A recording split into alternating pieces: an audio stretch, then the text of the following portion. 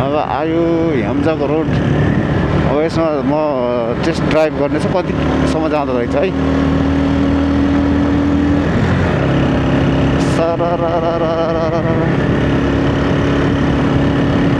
High speed कति जाँदो रहेछ है त्यो हेम्जाको रोड, पोखराको सबैभन्दा राम्रो रोड। 72 अगाडि गाडी छ, हान्नै मिलेन कि। नेपालको रोडहरू कस्ता छन् भने अब 80-90 भन्दा माथि चलाउनै नमिल्ने।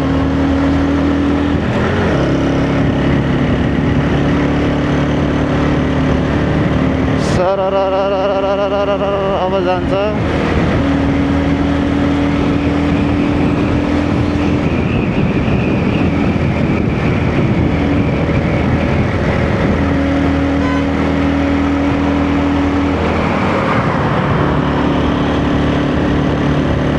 जाँदैन त यार। रेन मोडमा रहेछ म कसरी, त्यही भएर नगा हो कि। हानौ पारि हिमाल देखिया छ, तल चाहिँ यस्तो दामी रोड छ, क्या दामी सिन यार।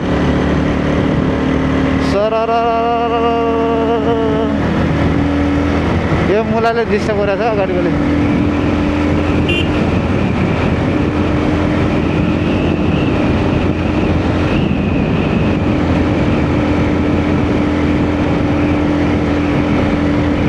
75 भन्दा माथि भएन।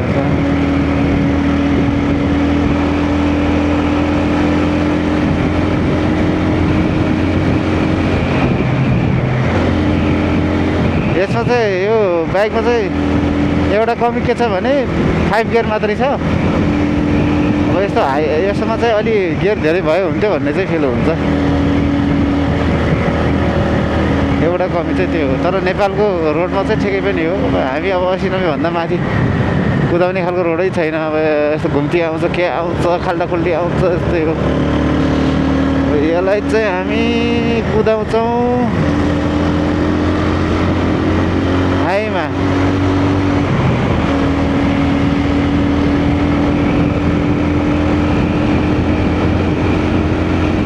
अस्सी भन्दा माथि गएन त साथी। गयो अगाडि फेरि के आइहाल्छ मान्छे।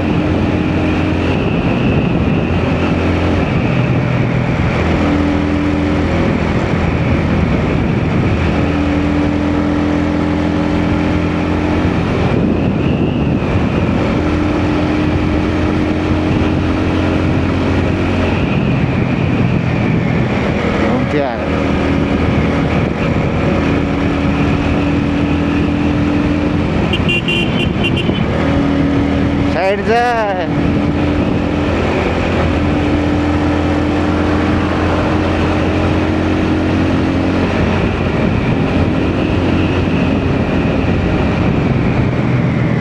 हेर न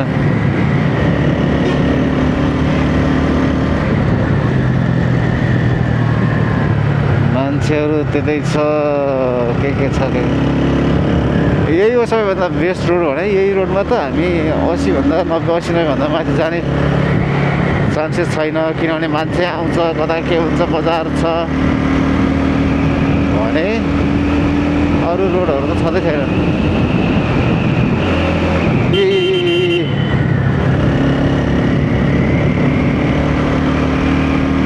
ठ्याक्क आए त आइहाल्यो होइन।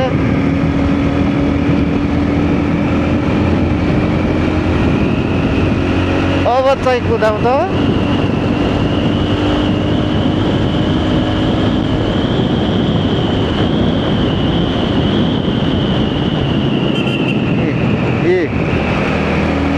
गाडी हेर्नु छैन, एकदम आफ्नै तालमा आउँछ कि मान्छेहरू। अब है कति जाँदो रहेछ।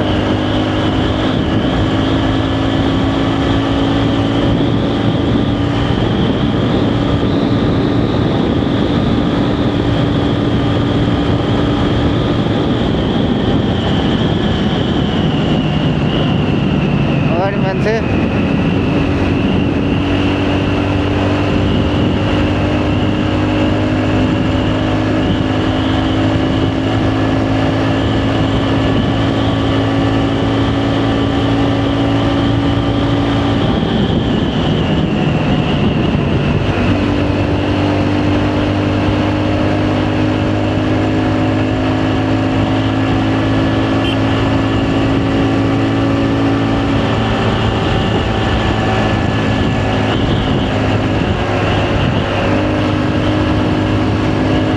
आउला भन्ने छ कि डर।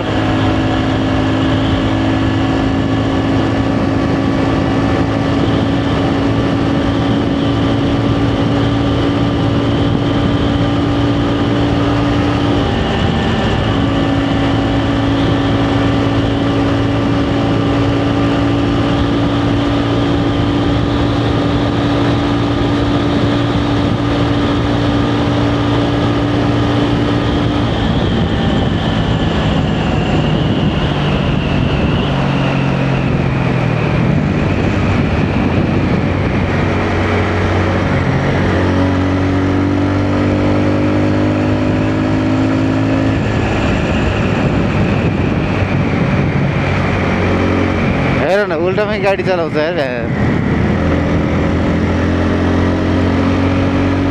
के हो के हो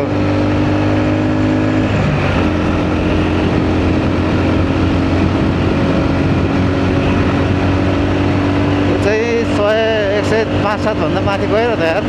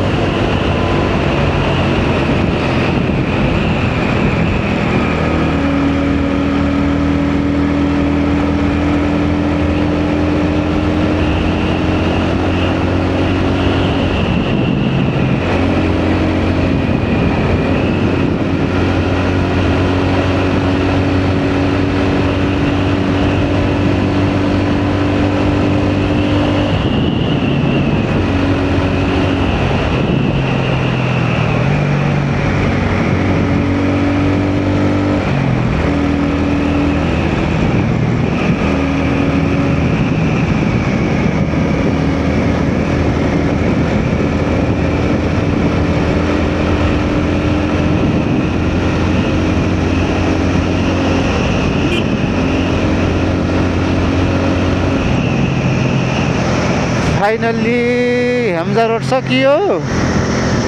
अब यसको स्पिड चाहिँ 104-105 भन्दा माथि मैले लग्न सकेन, किनभने अब अगाडि मान्छे पनि आयो के आयो होइन। त्यही भएर पनि हो। तर यो बाइक चाहिँ तपाईँहरू चाहिँ 100 को स्पिडभन्दा माथि चलाउने मान्छे हुनुहुन्छ भने चाहिँ त्यसको लागि तपाईँको लागि यो बाइक चाहिँ फिट छैन। किनभने अब 80 70 80 सम्म चाहिँ ठिकै जान्छ यो। यसको आवाज पनि ठिकै हुन्छ होइन। 70 80 भन्दा माथिको स्पिडमा तपाईँ जानुभयो भने यसको आवाज एकदमै त्यो आउँछ, नोइज आउँछ आवाजमा। र फेरि स्पिड पनि त्यस्तो जाँदो रहेछ, एकदमै ढिलो पिक हान्दो रहेछ 80 भन्दा माथि। अनि अर्को कुरा चाहिँ के छ भने यसमा 5 गियर मात्रै छ नि त, त्यही भएर अब अर्को गियरको आवश्यकता पर्छ माथि जाँदाखेरि। त्यही भएर पनि आवाज धेरै दियो होइन। अनि अर्को कुरा यो 80 भन्दा माथि के अरे 80 90 भन्दा माथि अथवा 100 भन्दा माथि त गाह्रै रहेछ, बाइक जाँदैन। त्यही भएर तपाईँहरू यदि 80 90 भन्दा तलको एभरेजमा स्पिडमा चलाउनुहुन्छ भनेपछि तपाईँहरूको लागि यो बाइक चाहिँ बेस्ट हुनसक्छ। तर तपाईँहरू चाहिँ एकदमै त्यस्तो हाई स्पिडमा चलाउनुहुन्छ भने यो बाइक तपाईँको लागि होइन। त्यसैले तपाईँहरूले चाहिँ आफूलाई कस्तो खालको बाइक चाहिन्छ त्यही अनुसार चाहिँ तपाईँले चुज गर्नुलाई। यदि तपाईँहरू चाहिँ 70 80 को स्पिडभन्दा माथि जानुहुन्न चलाउनुहुन्न भने तपाईँको लागि यो बाइक चाहिँ एकदम पर्फेक्ट छ फेरि है। अब अरू त एकदम दामी छ। अहिले मैले त्यही भने, अब बाइकको कुरा फेरि भन्दै जाँदैछु, भिडियो हेर्दै गर्नु होला।